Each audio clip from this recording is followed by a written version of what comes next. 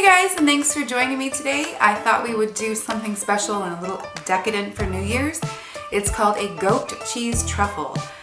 They're ridiculously good and not all that difficult to make, so I hope you stick around and I will show you how to get started. Alright, we're going to get started with our goat cheese truffles. First things first, we're going to need 4 ounces of feta cheese. The feta cheese crumbles I find works best.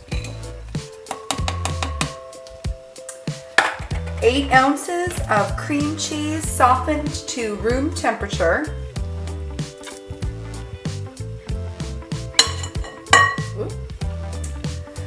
Um, 2 teaspoons of cinnamon.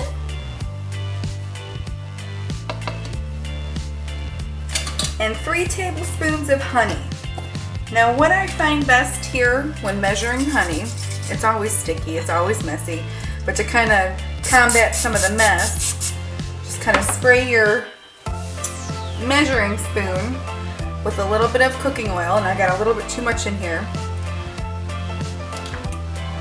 But do that first, and then the honey should come out a little bit easier of the measuring spoon. So that's 1,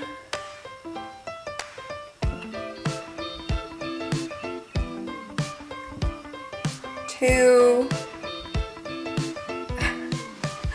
There's no fast way to do honey.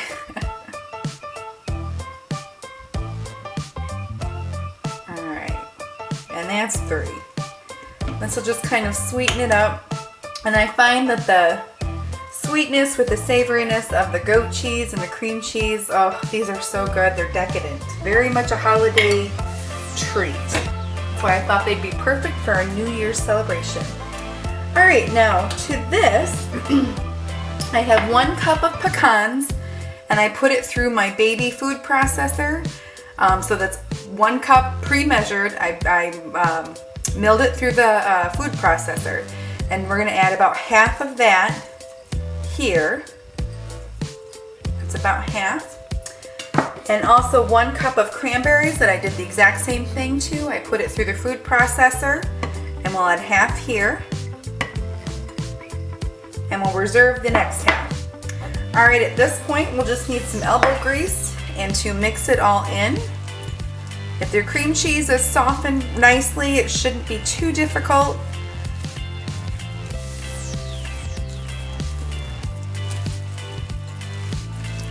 Just take your time trying to get all of your ingredients incorporated.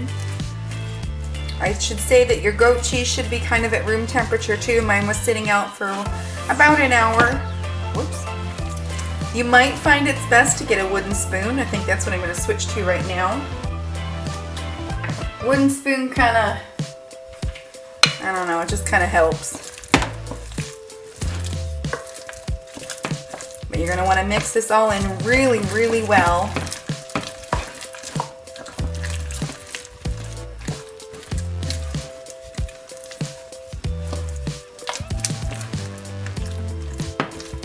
Alright, that looks pretty good and mixed. At this point, I am going to pop this in the refrigerator for about an hour to just kind of let it firmen up a little bit, because we're going to want to make little balls with it, and that's how we get our truffles. So I will bring you back when it's time to shape them. Alright, I'm back. My cheese mixture has set up in the fridge, and it's nice and it'll be a lot easier to work with at this point. I just take a spoon, and I probably should use gloves for this. However, my hands work just fine and I wash. But I just want to make tiny, like, oh, I don't know, maybe ping pong sized balls there. I want quite a few to feed my guests. No science to it.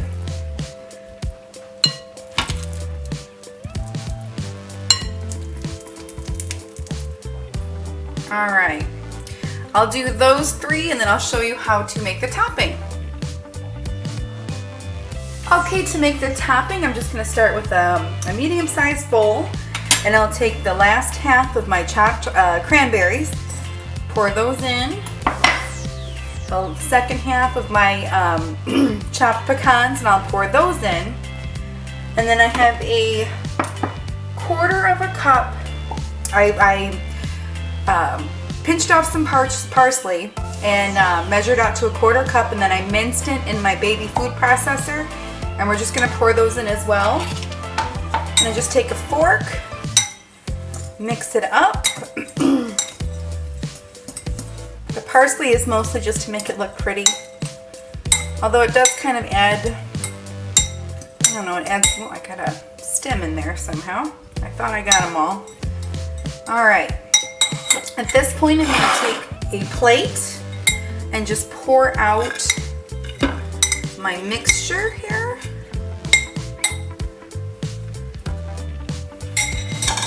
And then I take my truffles and I gently kind of just roll them around and kind of bring it up the sides.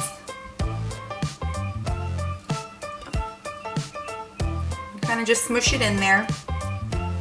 If you find it's got too much, you can always pick off some of the parsley.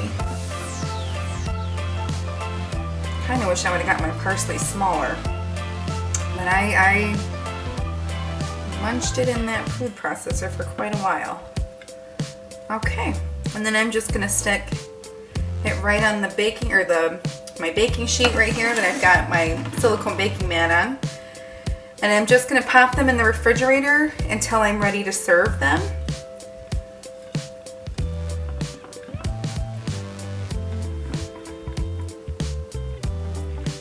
At least probably about another hour so they firm up a little bit. But once you're ready to serve, you're gonna take your platter, or however you decide to serve them on. And there's my cat. There, and then you, Charlie, hush. My cat talks to me, guys. I'll be right back. Okay, guys, sorry about that. Once you're ready to serve your truffles, go ahead and plate them up. And then just a little drizzle of honey goes a long way, but it kind of adds to the decadence. And I think it makes a pretty aesthetically pleasing plate. And then I just like to put a toothpick in there so that way your guests can take each truffle as they come along. Alright guys, if you like today's video, please give me a thumbs up, and if you like what I do here, I'd love for you to hit that subscribe button so you don't miss out on any future videos. But until next time guys, I'll see ya.